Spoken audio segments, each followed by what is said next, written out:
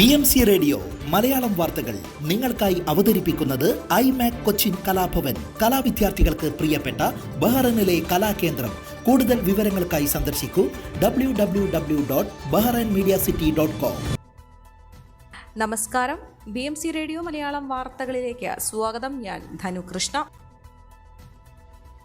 ബഹ്റൈനിലെ Indian ambassador Vinod കെജേക്ക് പാർപ്പിടകാര്യമന്ത്രി Amina bin Ahmed Al റുമാഹിയുമായി ചർച്ച നടത്തി. ബഹ്റൈനും ഇന്ത്യയും തമ്മിൽ നിലനിൽക്കുന്ന ബന്ധവും വിവിധ മേഖലകളിലെ സഹകരണവും ശക്തമായി തുടരുന്നതിൽ ഇരുവരും സംതൃപ്തി പ്രകടിപ്പിക്കുകയും കൂടുതൽ മേഖലകളിൽ സഹകരണം വ്യാപിപ്പിക്കുന്നതിനുള്ള ആശയങ്ങൾ പങ്കുവയ്ക്കുകയും ചെയ്തു.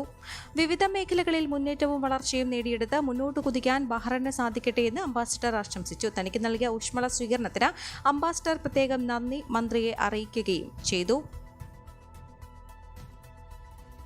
പ്രവാസി ഇന്ത്യക്കാരുടെ വിവിധ തൊഴിൽ കോൺസുലാർ പരാതികളിൽ പരിഹാരം കാണുന്നതിന് ഇന്ത്യൻ എംബസി ഓപ്പൺ ഹൌസ് സംഘടിപ്പിക്കുന്നു. മെയ് 31 രാവിലെ 9:30 മുതൽ 11:30 വരെ എംബസിയിലാണ് ഓപ്പൺ ഹൌസ്. അംബാസിഡർ വിനോദ് കെജേക്കിന് പുറമെ കോൺസുലാർ ടീമും അഭിഭാഷക പാനലും പങ്കെടുക്കാൻ ആഗ്രഹിക്കുന്ന ഇന്ത്യൻ പൗരന്മാർക്ക് മുൻകൂട്ടി അപ്പോയിന്റ്മെന്റ് ഇല്ലാതെ രാവിലെ 9-നെത്താം. പ്രശ്നപരിഹാരം ദ്രുതഗതിയിലാക്കുന്നതിന് പങ്കെടുക്കാൻ ആഗ്രഹിക്കുന്നവർ വിവരങ്ങളും നേരിടുന്ന പ്രശ്നങ്ങളും welto.bahrain@mea.gov.in എന്ന ഇമെയിൽ വിലാസത്തിൽ ഈ മാസം 29 മുമ്പ് അയക്കണമെന്നും എംബസി അറിയിച്ചു. മെയ് 12-നും 18-നും ഇടയിൽ ലേബർ മാർക്കറ്റ് റെഗുലേറ്ററി അതോറിറ്റി നടത്തിയ പരിശോധനകളിൽ മൊത്തം 175 അനധികൃത താമസക്കാരെ കണ്ടെത്തി. ഇവരെ നാട് കടത്തിയിട്ടുണ്ട്. ഈ കാലയളവിൽ 1512 പരിശോധനകളാണ് നടത്തിയത്. 11 സംയുക്ത ക്യാമ്പയിനുകളും നടത്തി. ഇതിൽ 7 ക്യാപിറ്റൽ ഗവർണറേറ്റിലും 2 നോർത്തേൺ ഗവർണറേറ്റിലും ഓരോന്ന് വീതം സദേൺ മുഹറഖ് ഗവർണറേറ്റുകളിലും നടന്നു. പാസ്പോർട്ട്, റെസിഡൻസ് അഫയേഴ്സ്, അതത് പോലീസ് ഡയറക്ടറേറ്റുകൾ എന്നിവയുമായി സഹകരിച്ചായിരുന്നു സംയുക്ത പരിശോധനകൾ. ഈ വർഷം ഇതുവരെ LMRA 16,279 പരിശോധനകളും 230 സംയുക്ത ക്യാമ്പയിനുകളും നടത്തി. 1323 നിയമലംഘനങ്ങൾ രജിസ്റ്റർ ചെയ്യുകയും 2156 നിയമവിരുദ്ധ തൊഴിലാളികളെ നാട് കടത്തുകയും ചെയ്തു. സംയുക്ത ക്യാമ്പയിനുകളിൽ ഭൂരിഭാഗവും ക്യാപിറ്റൽ ഗവർണറേറ്റിലായിരുന്നു. സദേൺ, നോർത്തേൺ മുഹറഖ് എന്നിങ്ങനെ മറ്റ് ഗവർണറേറ്റുകളിലും പരിശോധന നടത്തി. ഈ വർഷം ഇതുവരെ ഏറ്റവും കൂടുതൽ പരിശോധന നടന്നത് ജനുവരിയിലാണ്. 5344 പരിശോധനകളാണ് നടന്നത്. 530 നിയമലംഘനങ്ങൾ കണ്ടെത്തുകയും 679 പേരെ നാട് കടത്തുകയും ചെയ്തു. ഫെബ്രുവരിയിൽ 2601 പരിശോധനകളും 45 സംയുക്ത ക്യാമ്പയിനുകളും നടത്തി. 187 നിയമലംഘനങ്ങൾ കണ്ടെത്തി 352 പേരെ നാട് കടത്തി. മാർച്ചിലാകെ 2547 പരിശോധനകളും 48 സംയുക്ത ക്യാമ്പയിനുകളും നടത്തി. 276 ലംഘനങ്ങൾ കണ്ടെത്തുകയും 316 പേരെ നാട് കടത്തുകയും ചെയ്തു. ഏപ്രിൽ 2771 പരിശോധനകളും 29 ക്യാമ്പയിനുകളും നടത്തി. 261 നിയമലംഘനങ്ങൾ കണ്ടെത്തുകയും 431 പേരെ നാട് കടത്തുകയും ചെയ്തു.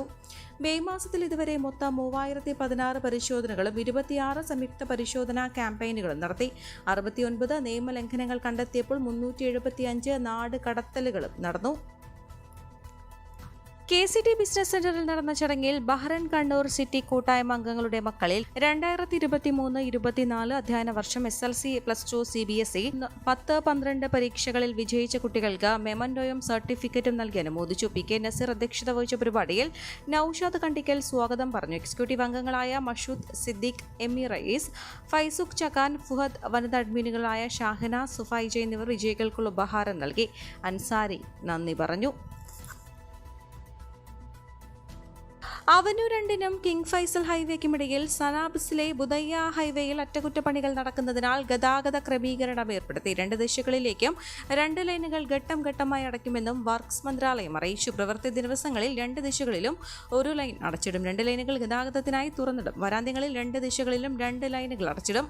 ഗതാഗതത്തിനായി 1 ലൈൻ ഉണ്ടാകും. ഒരാഴ്ചത്തേക്കാണ് അടച്ചിടുന്നത്. എല്ലാ യാത്രക്കാരും ട്രാഫിക് നിയമങ്ങൾ പാലിക്കണമെന്നും വർക്ക്സ് മന്ത്രാലയം നിർദ്ദേശിച്ചു. ഹാർബർ ഹൈറ്റ്സിലെ ഹോസ്പിറ്റാലിറ്റി ആൻഡ് റീറ്റെയിൽ വിഭാഗത്തിൽ മെഗാമാർട്ട് പുതിയ സ്റ്റോർ തുറന്നു. വ്യവസായ വാണിജ്യ മന്ത്രി അബ്ദുള്ള ബിൻ ആദിൽ ഫക്രു ഉദ്ഘാടനം നിർവഹിച്ചു. Infocorp CEO Majeed Al Khan, Megamart CEO Rajeev Warrier, Megamart general manager Anil Navani, മറ്റ് മുതിർന്ന ഉദ്യോഗസ്ഥർ എന്നിവരടക്കം സന്നിഹിതരായിരുന്നു. ബഹ്റൈൻ ഹാർബർ മാസ്റ്റർ പ്ലാനിന്റെ ഭാഗമായി ഹാർബർ ഹൈറ്റ്സ് പ്രൊജക്ടിന്റെ ഹോസ്പിറ്റാലിറ്റി റീറ്റെയിൽ വിഭാഗത്തിലാണ് പുതിയ സ്റ്റോർ സ്ഥിതി ചെയ്യുന്നത്. മെഗാമാർട്ടിന്റെ 18ാമത്തെ സ്റ്റോറാണിത്. ഈ വർഷവും അടുത്ത വർഷവും രാജ്യത്ത് പുതിയ സ്റ്റോറുകൾ തുറക്കുമെന്നും അതോടെ സ്റ്റോറുകളുടെ എണ്ണം 20 ആകുമെന്നും Megamart general manager Anil Navani അറിയിച്ചു. UAE, ബഹ്റൈൻ, ഒമാൻ, ഖത്തർ എന്നിവിടങ്ങളിൽ ഗ്രൂപ്പിന് സാന്നിധ്യമുണ്ട്. ബഹ്റൈൻ OSSC കോഴിക്കോട് ജില്ലാ കമ്മിറ്റി കുടുംബ സംഗമം നടത്തി. സോഫിയ ഗാർഡനിൽ നടന്ന കുടുംബ സംഗമത്തിൽ ജോല മ്യൂസിക്കൽ ടീമിന്റെ മ്യൂസിക്കൽ നൈറ്റും കുട്ടികളുടെ വിവിധ കലാപരിപാടികളും അരങ്ങേറി. ജില്ലാ പ്രസിഡന്റ് ജാലിസ് KK അധ്യക്ഷത വഹിച്ചു. OSSC ദേശീയ പ്രസിഡന്റ് ഗഫൂർ ഉണ്ണിക്കുളം ഉദ്ഘാടനം ചെയ്തു. ഗ്ലോബൽ കമ്മിറ്റി അംഗം ബിനു കുന്നന്താനം മുഖ്യാതിഥിയായിരുന്നു. കോട്ടക്കൽ ബ്ലോക്ക് കോൺഗ്രസ് കമ്മിറ്റി പ്രസിഡന്റും പുതുപ്പടം ഗ്രാമപഞ്ചായത്ത് വൈസ് പ്രസിഡന്റുമായ ഷൗക്കത്ത് അലി, OSSC ദേശീയ ജനറൽ സെക്രട്ടറിയും മുൻ കോഴിക്കോട് ജില്ലാ പ്രസിഡന്റുമായിരുന്ന KC Shameem, OSSC general secretary Manu Mathew, ദേശീയ ജനറൽ സെക്രട്ടറി കോഴിക്കോട് ഇൻചാർജുമായ സെയ്ദ് MS, വൈസ് പ്രസിഡന്റുമാരായ ഗിരീഷ് കാളിയത്ത്, സുമേഷ് ആനേരി, ജില്ലാ ജനറൽ സെക്രട്ടറി ശ്രീജിത്ത് പാനായി, ജില്ലാ treasurer Pradeep Moodadi, central market president Chandran Valayam, മുൻ ജില്ലാ പ്രസിഡന്റ് ജമാൽ കുറ്റിക്കാട്ടിൽ, ദേശീയ സെക്രട്ടറിമാരായ രഞ്ജൻ കച്ചേരി, റിജിത്ത് മൊട്ടപ്പാറ എന്നിവർ സംസാരിച്ചു. SLC+2 പരീക്ഷയിൽ ഉന്നത വിജയം നേടിയ കുട്ടികൾക്ക് മെമന്റോ നൽകി. താനൂർ കസ്റ്റഡി മരണക്കേസിൽ പ്രതികളുടെ തിരിച്ചറിയൽ പരേഡ് ഇന്ന് വീണ്ടും നടത്തും. വൈകിട്ട് 3-ന് കക്കനാട് ജില്ലാ ജയിലിലാണ് തിരിച്ചറിയൽ പരേഡ് നടത്തുക. പ്രതികളായ 4 പോലീസുകാരുടെയും തിരിച്ചറിയൽ പരേഡ് നേരത്തെ നടത്തിയിരുന്നു. എന്നാൽ എല്ലാ സാക്ഷികൾക്കും അന്ന് തിരിച്ചറിയൽ പരേഡിൽ പങ്കെടുക്കാൻ കഴിഞ്ഞിരുന്നില്ല. കസ്റ്റഡിയിലെടുക്കുമ്പോൾ താമിർ ജുഫ്രിയെ പോലീസുകാർ മർദ്ദിക്കുന്നത് കണ്ടെന്ന സാക്ഷിമൊഴികളുണ്ട്. ഈ സാഹചര്യത്തിൽ നേരത്തെ അസൗകര്യം കാരണം എത്തിച്ചേരാൻ കഴിയാത്ത സാക്ഷികളുടെ കൂടി തിരിച്ചറിയൽ പരേഡ് നടത്തണമെന്നായിരുന്നു CBIയുടെ ആവശ്യം. ഈ ആവശ്യം എറണാകുളം CJM കോടതി അനുവദിക്കുകയായിരുന്നു. കഴിഞ്ഞ വർഷം ആഗസ്റ്റ് 1-നാണ് മലപ്പുറം താനൂരിൽ പോലീസ് കസ്റ്റഡിയിലിരിക്കെ താമിർ ജുഫ്രി എന്ന യുവാവ് മരിച്ചത്. കസ്റ്റഡി മർദ്ദനമാണ് മരണകാരണമെന്ന് കണ്ടെത്തിയതിനെ തുടർന്നാണ് SPയുടെ പ്രത്യേക സംഘത്തിലെ അംഗങ്ങളായ സിവിൽ പോലീസ് ഓഫീസർമാരായ ജിനേഷ് ആൽബിൻ അഗസ്റ്റിൻ, അഭിമന്യു വിപിൻ എന്നിവരെ CBI അറസ്റ്റ് ചെയ്തത്. ഡ്രൈവിംഗ് സ്കൂൾ സമരം ഒത്തുതീർന്ന് ഒരാഴ്ച പിന്നിടുമ്പോഴും ഇളവ് വരുത്തിയ വ്യവസ്ഥകൾ ഉൾക്കൊള്ളിച്ച് ഉത്തരവിറങ്ങാൻ ടെസ്റ്റിൽ വീണ്ടും അനിശ്ചിതത്വം. മെയ് 15-ന് നടന്ന ചർച്ചയിൽ ടെസ്റ്റുകളുടെ എണ്ണം വർദ്ധിപ്പിച്ചതാണ് സമരം അവസാനിക്കാനിടയാക്കിയ പ്രധാന ധാരണ. ഇതുപ്രകാരം 2 MVIമാർ ഉള്ള ഓഫീസുകളിൽ പ്രതിദിനം 80 ടെസ്റ്റുകൾ നടത്താം. എന്നാൽ തീരുമാനമെടുത്തല്ലാതെ ഇത് സംബന്ധിച്ച് ബുധനാഴ്ച വൈകിട്ട് വരെയും ഉത്തരവിറങ്ങാത്തതോടെ പ്രതിദിനം പുതിയ അപേക്ഷകളിൽ 30 ടെസ്റ്റുകൾ മാത്രമാണ് നടത്താനാകുന്നത്. ഡ്രൈവിംഗ് സ്കൂളുകൾക്കെതിരെയുള്ള ആസൂത്രിത നീക്കമാണിതെന്നാണ് സംഘടനകളുടെ ആരോപണം. സ്ലോട്ട് കുറയ്ക്കണമെന്ന മന്ത്രി രഹസ്യമായി നിർദ്ദേശിച്ച തൊട്ടുടനെ ഉദ്യോഗസ്ഥർ രാത്രി തന്നെ എണ്ണം കുറച്ചുള്ള ക്രമീകരണം നടപ്പാക്കി.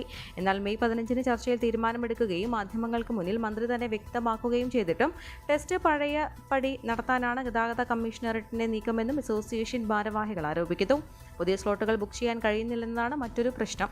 സാരഥി വഴി ബുക്കിംഗ് ശ്രമിക്കുമ്പോൾ ജൂലൈ മുതലുള്ള ദിവസമേ ലഭിക്കുന്നുള്ളൂ. ഇത് തന്നെ പ്രതിദിനം 30 എണ്ണം മാത്രമാവും.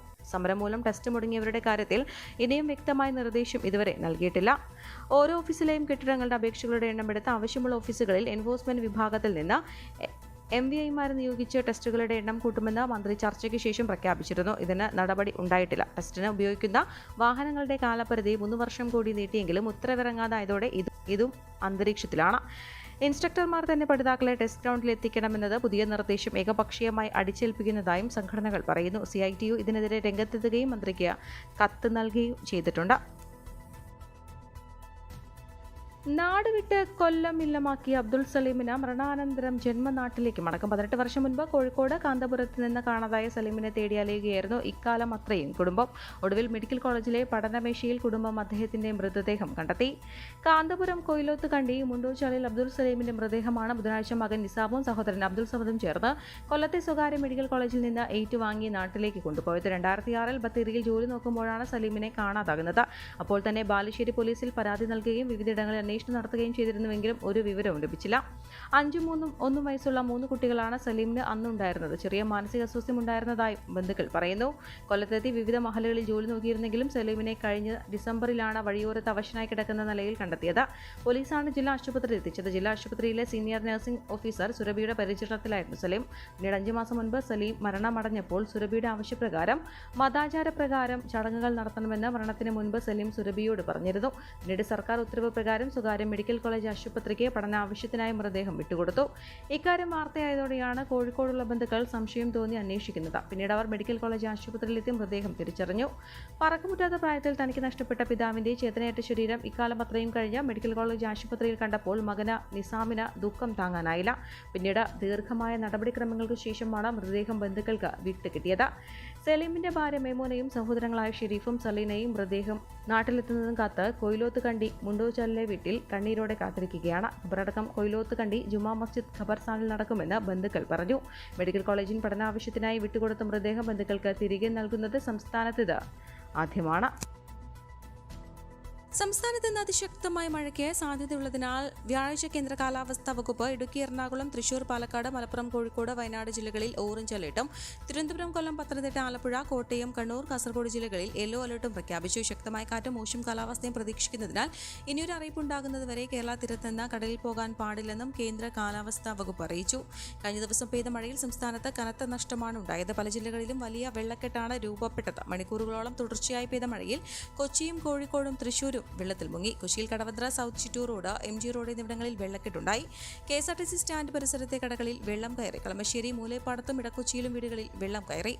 ഇൻഫോ പാർക്കിലെ വെള്ളക്കെട്ടിൽ പാർക്ക് ചെയ്ത വാഹനങ്ങൾ മുങ്ങി. തൃശൂർ നഗരത്തിൽ പ്രധാന റോഡുകളിലെല്ലാം വെള്ളം കയറി. നഗരഹൃദയമായ സ്വരാജ് റൗണ്ടിലും വെള്ളം കയറി. അതിശക്തമായ മഴയിൽ മെഡിക്കൽ കോളേജ് മാതൃശിശു സംരക്ഷണ കേന്ദ്രത്തിൽ വെള്ളം കയറി. താഴ്നിലയിൽ വെള്ളം കയറിയത് കാരണം വാർഡുകളിൽ ചികിത്സയിൽ കഴിയുന്ന രോഗികളെ ഒഴിപ്പിച്ചു.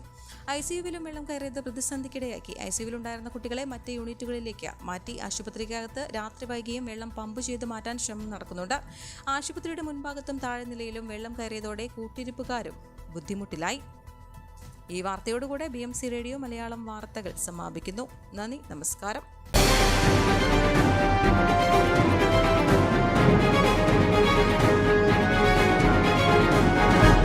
BMC റേഡിയോ മലയാളം വാർത്തകൾ നിങ്ങൾക്കായി അവതരിപ്പിക്കുന്നത് iMac കൊച്ചിൻ കലാഭവൻ. കലാവിദ്യാർത്ഥികൾക്ക് പ്രിയപ്പെട്ട ബഹ്റൈനിലെ കലാകേന്ദ്രം. കൂടുതൽ വിവരങ്ങൾക്കായി സന്ദർശിക്കൂ www.bahrainmediacity.com.